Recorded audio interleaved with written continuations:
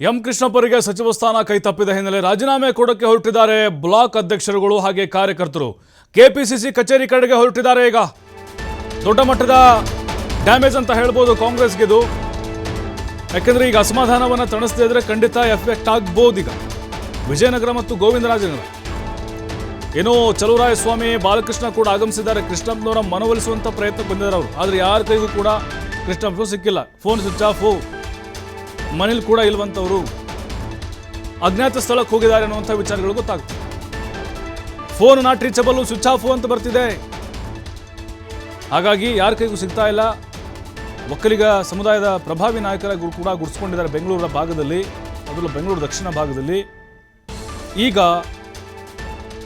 ಅವರ ಮನವೊಲಿಸುವಂತಹ ಪ್ರಯತ್ನ ಕೂಡ ವಿಫಲ ಆಗಿದೆ. ತಂಡೋಪತಂಡವಾಗಿ ಪದಾಧಿಕಾರಿಗಳು, ಬ್ಲಾಕ್ ಕಾಂಗ್ರೆಸ್ ಅಧ್ಯಕ್ಷರುಗಳು, ಕಾರ್ಯಕರ್ತರು ಕೆಪಿಸಿಸಿ ಕಚೇರಿ ಹೊರಡ್ತಾ ಇದ್ದಾರೆ.